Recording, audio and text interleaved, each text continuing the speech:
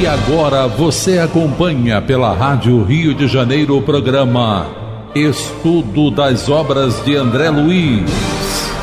Vamos refletir sobre o livro Nosso Lar. Produção e apresentação, Tereza Cristina e Marco Antônio. Amigos ouvintes da emissora da Fraternidade, Rádio Rio de Janeiro, novamente estamos aqui para darmos continuidade ao estudo da obra Nosso Lar. Obra que foi ditada pelo Espírito André Luiz e que foi psicografada pelas mãos abençoadas de Francisco Cândido Xavier. Olá, caros ouvintes da Rádio Rio de Janeiro. Vamos começar o nosso estudo. Estamos no capítulo 37, a preleção da ministra. No programa passado, nós conversávamos, estudávamos sobre a importância do estudo, do conhecimento para a nossa vida pessoal, não é? Para a nossa evolução. Conversávamos também sobre as regras que existem no mundo espiritual para se assistir a uma palestra de estudo, não é? Como essa que o André Luiz vai acompanhar agora da ministra veneranda, que a regra é o verdadeiro interesse e a regra também para se fazer as perguntas, que as pessoas que possam indagar, no caso a ministra veneranda, elas têm que ter conhecimento do assunto e também experiência nesse assunto a ser tratado. E o André Luiz perguntou a Narcisa se ela poderia, assistir, perguntar, assistir não, porque ela vai assistir junto com o André Luiz e o Tobias, se ela poderia participar lá das perguntas, e ela explica que não, que o assunto que a ministra vai tratar, ela não tem um conhecimento profundo, né? Ela disse também que alguns poderiam realmente... Tem alguns espíritos em nosso lar que podem participar de várias preleções, porque tem um conhecimento grande em vários assuntos, mas não é o caso dela. Ela só poderá ficar assistindo, perguntando, no caso, né? Ela só poderá perguntar durante uma palestra quando for o assunto do tratamento de espíritos perturbados. Fora isso, ela só pode ficar na assistência, não é? E só um detalhe, Tereza, eu tinha lembrado no final do outro programa, acabamos, não deu tempo de falar.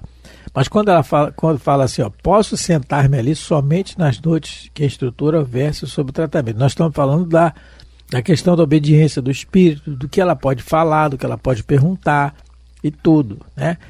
Apesar de trabalhadora no plano espiritual já há um bom tempo, e ela tem o seu lugar ali de acordo com o conhecimento que ela adquiriu. E a oportunidade também. A gente lembra de Paulo, do apóstolo Paulo, no livro Paulo Estevão, também descrito isso.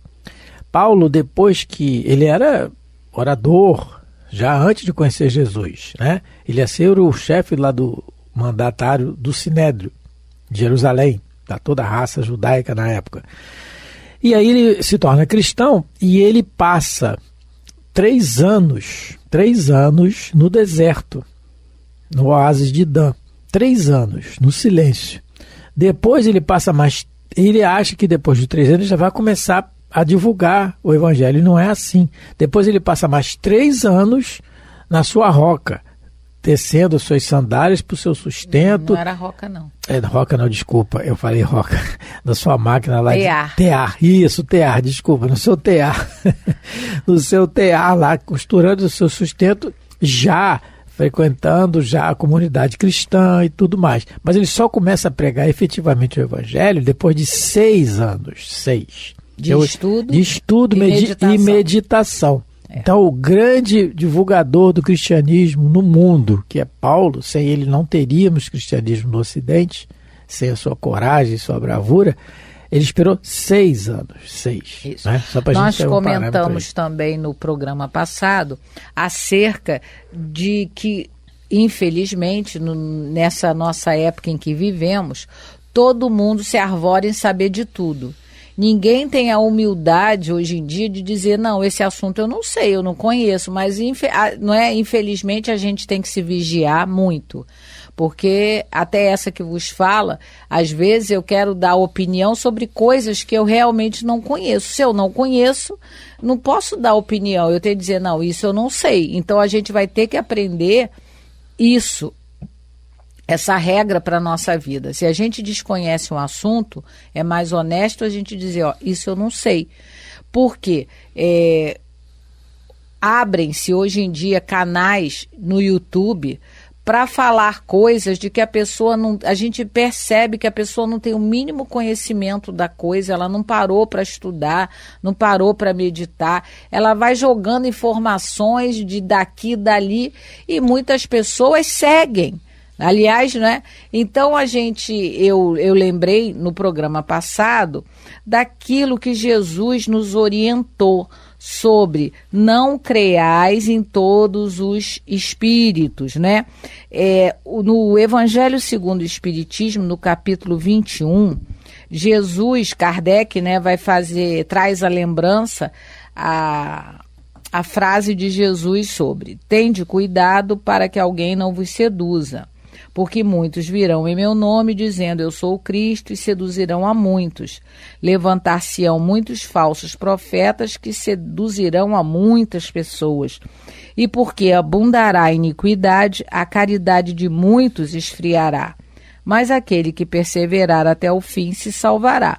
Isso está em Mateus, além de outras palavras de Jesus. E aí, o espírito Erasto dá uma comunicação, que é o item 9 desse capítulo 21, de haverá falsos cristos e falsos profetas. No item 9, ele começa assim: desconfiai dos falsos profetas. É útil em todos os tempos essa recomendação, mas sobretudo nos momentos de transição em que, como no atual, se elabora uma transformação da humanidade, porque então uma multidão de ambiciosos e intrigantes se arvoram em reformadores e messias. E o texto é muito interessante, vale a pena ser lido, porque ele é muito atual. O que a gente mais vê são falsos, não é? Falsos profetas nas redes sociais. E o perigo de quantas pessoas estarem, né, indo atrás.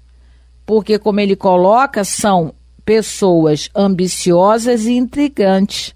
E nesse capítulo, Allan Kardec vai falar também de um perigo muito grande, que são os mistificadores espirituais. São os espíritos que são também intrigantes, que são também ambiciosos e que querem o domínio a todo preço e acham, não é, médiuns e pessoas incautas, porque a gente tem que entender que o médium ostensivo, ele tem a sua tarefa, mas nós também somos médiuns, né? Porque todos nós, de alguma maneira, sofremos a influência dos espíritos.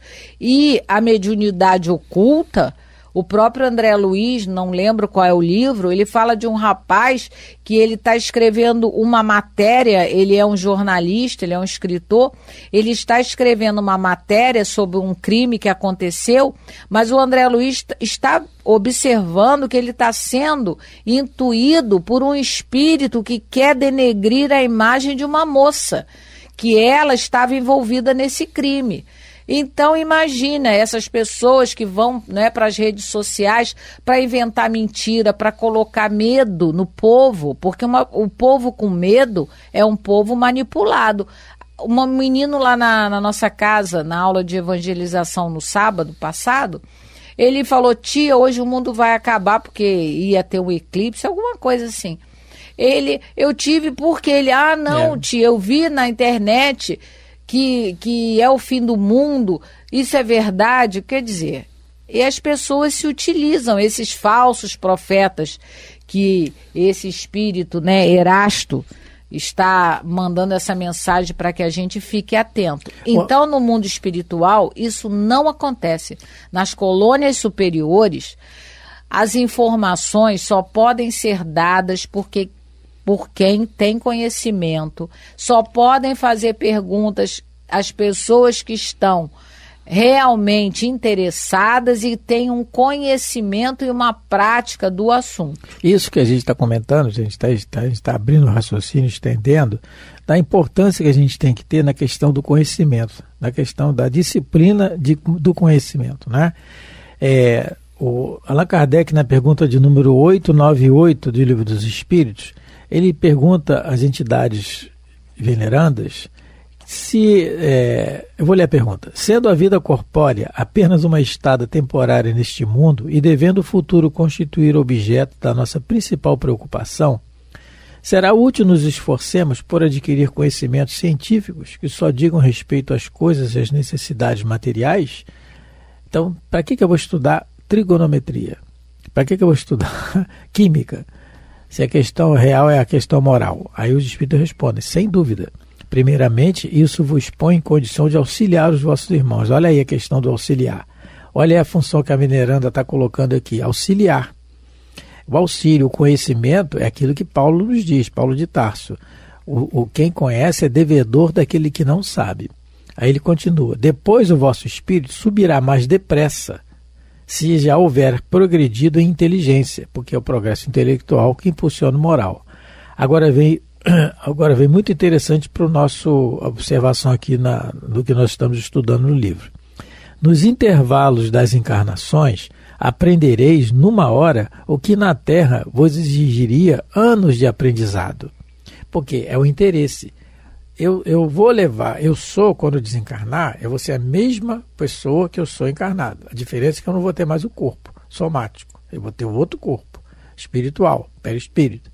Mas o que eu sou continua. A morte não vai me mudar em nada. Então, se eu tenho o interesse no estudo, o interesse vai continuar. E aí é o que o Espírito está dizendo para Kardec, que no intervalo da encarnação, quer dizer, no plano espiritual, eu vou aprender em uma hora o que na Terra eu poderia levar anos para aprender. Porque o meu interesse continua, só que lá a facilidade é muito maior de estudar, que é o que está acontecendo aqui.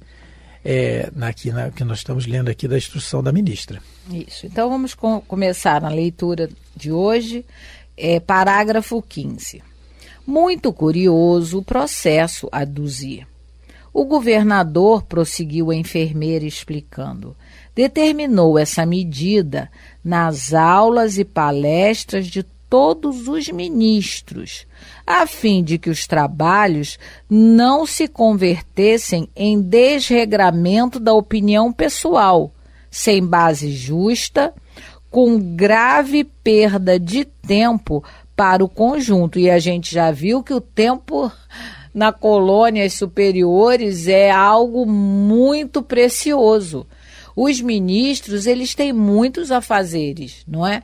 Eles não podem, eles já doam, não é, as suas horas de folga, porque geralmente essas palestras acontecem nas horas de folga. Elas acontecem, então tem que ser aquela hora da palestra, tem que ser muito bem aproveitada, porque senão cada um vai falar do que acha. Eu acho isso, eu acho aquilo. A gente tem uma preocupação lá na nossa casa de quando falar qualquer coisa, procurar, né, mostrar o livro, como a gente faz aqui na rádio, não é? Toda a informação que a gente passa aqui está embasada no que a gente estudou. Tá? Não é o que eu acho como Tereza, não, é o que eu vi no livro tal qual, ou na obra básica, ou na obra de André Luiz, ou de Divaldo Pereira Franco, de médiuns sérios, a gente procura trazer, porque a gente sabe, como Kardec coloca lá na escala espírita, que é a pergunta número 100, existem aqueles espíritos que são pseudo-sábios. E os pseudo-sábios, eles podem estar encarnados e desencarnados. Né? É a pergunta número 100, a escala espírita. Então, Kardec vai colocar, né, vai falar sobre a terceira ordem, que são os espíritos imperfeitos. E tem aqui, ele coloca que os espíritos pseudos sábios estão na 8ª classe. dispõe de conhecimentos bastante amplos. Aí já é o item 104. Porém, creem saber mais do que realmente sabem. Tendo realizado alguns progressos sob diversos pontos de vista, a linguagem deles aparenta um cunho de seriedade, de natureza a iludir com respeito às suas capacidades e luzes. Mas, em geral, isso não passa de reflexo dos preconceitos e ideias sistemáticas que nutriam na vida. É uma mistura de algumas verdades com erros mais polpudos, através dos quais penetram a presunção, o orgulho, o ciúme, a obstinação de que ainda se vestem. Então, para evitar isso, para que os pseudo-sábios não fiquem nessas palestras, né, de alguma maneira perturbando e fazendo com que os ministros percam o tempo, é que existem as regras tanto para assistir quanto para perguntar. E foi o governador, como a Narcisa está colocando, foi o governador que determinou essa medida para as aulas e para as palestras, para que nenhum pseudo-sábio entre e perturbe. Tanto que ela fala aqui de desregramento da opinião pessoal, que é o descontrole, é falar demais de si próprio. Isso não é o bom da história, né? Você pode dar até um exemplo de vida seu que tem a ver com o que você está estudando. Aí é diferente, você deu um exemplo, aconteceu isso comigo assim, diferente. Mas o desregramento da opinião pessoal é ficar se lamentando, falar mais de si próprio, né? É isso. Agora, e falar do que não sabe. Aí que eu ia falar também, emendar aqui, voltando ao que a gente comentou anteriormente. Não sabe, não sei. A gente tem exemplo isso, gente, de Allan Kardec. Ontem, por exemplo, na nossa casa espírita, a gente estava estudando e surgiu o tema possessão. Aí nós vamos no livro, porque é o que a Tereza falou, tem que ir no livro. Não é o que você achou, ouviu falar. E, claro, você pode ter sua opinião pessoal. A opinião pessoal, bom, mas você diz, a minha opinião é essa. A minha opinião. Quem quiser acreditar na minha opinião, tudo bem. Mas aí o tema possessão. Allan Kardec, no Livro dos Médiuns, diz que não tem possessão. Mas depois ele reconhece, ele vê uma comunicação de um espírito que ele relata na revista espírita e ele vê que tem, ele analisa, os espíritos se informam e ele corrige. Na Gênesis fala, tem. Então, olha a humildade do codificador. Sim. E Jesus, quando programa Allan Kardec para ser o codificador, ele não escolheu Unidunité, ele não fez sorteio. O enviado, quando ele disse, eu vos enviarei o Consolador que ficará convosco para sempre, ele já sabia quem era que ele ia mandar. Mas ele coloca uma pessoa, não é infalível. Ninguém é infalível. Só infalível na Terra é ele, é o mestre. O resto, todo mundo, de uma maneira ou de outra, nós falhamos em algum lugar. Certo? Claro, não vamos nos comparar a Allan Kardec, pelo amor de Deus, não é isso. Estamos anos, luz dele. Mas é isso, então o codificador reconhece, olha, errei, está aqui, agora tem. E tem mesmo, e é realmente o tema possessão, quanto outros também. Então, as informações que nós temos são preciosíssimas. Nós temos que meditar em cima delas. A obra básica é a nossa pedra fundamental da nossa construção íntima. É a obra básica. É dela que nós temos que partir, porque ela foi feita com, claro, a obra é dos espíritos. Não, a doutrina espírita, só fazendo um parênteses aqui, ela não tem fundador. Allan Kardec não é fundador do espiritismo, está errado. A obra é dos espíritos. E também está errado em dizer que ele apenas codificou. Esse é apenas, pelo amor de Deus, tira isso. Ele codificou, foi um herói. Esse homem é um herói. Ele não tem nem adjetivos para ele, do jeito que em tão pouco tempo que ele fez.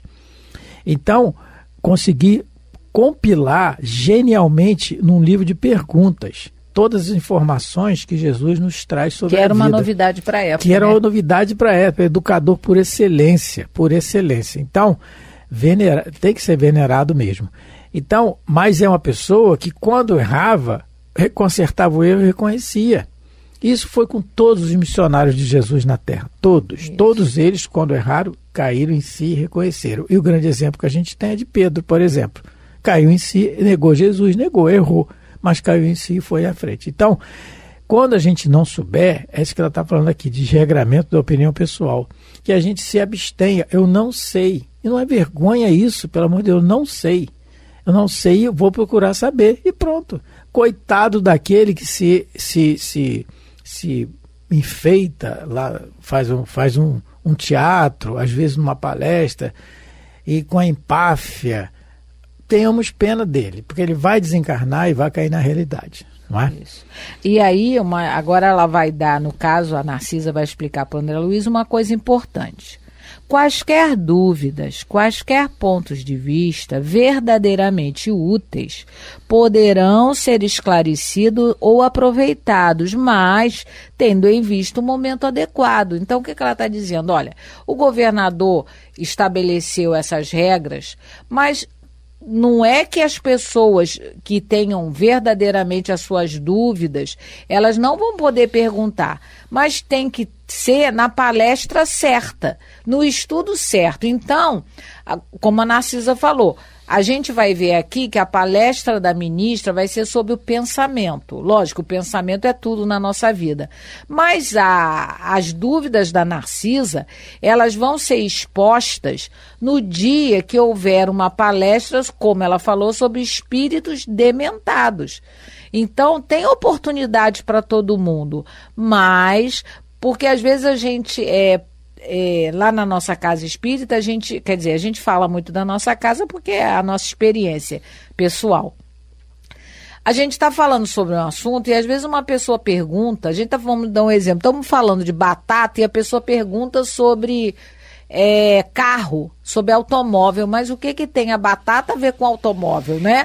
Então, é disso que a Narcisa está explicando. Foi para se precaver dessas situações que o governador estabeleceu que só podem assistir às palestras de determinado assunto quem tiver interesse realmente verdadeiro, que não seja o tal do oba-oba, e só podem fazer perguntas ou se colocar alguma dúvida, né, alguma coisa, aqueles que estiverem realmente afeitos ao assunto, a nível intelectual e a nível de experiência.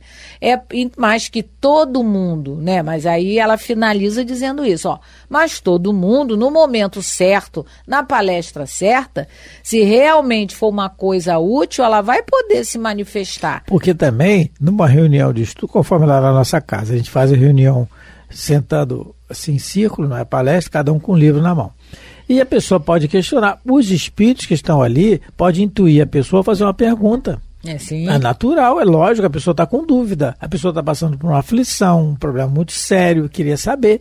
Aí tem o atendimento fraterno, tem tudo, e tem a conversa. Então, às vezes, a necessidade. Quantas palestras do Divaldo, e ele fala isso, foram direcionadas por um assunto em que a maioria das pessoas que estavam assistindo, encarnadas e desencarnadas, estavam passando por aquele problema. Muitas vezes nós temos informações da evangelização na casa espírita. A aula de evangelização, ela é assistida sempre, por muitos espíritos adultos. Espíritos desencarnados que comparecem às aulas de evangelização, mas que ainda estão infantil. Por quê? Porque o entendimento deles ainda é aquele.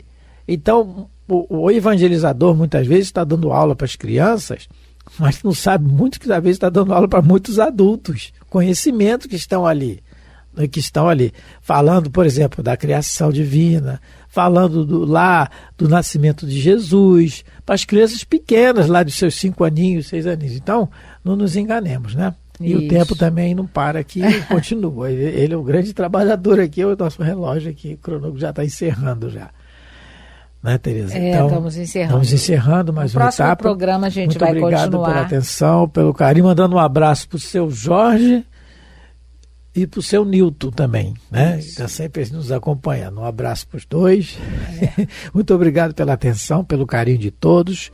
Esperamos ter contribuído em algum esclarecimento. Fiquem com Deus. Muita paz de Jesus para todos vocês. Que Deus possa continuar nos dando força e coragem para continuar. Muita paz. A Rádio Rio de Janeiro apresentou o programa Estudo das Obras de André Luiz. Produção e apresentação: Tereza Cristina e Marco Antônio.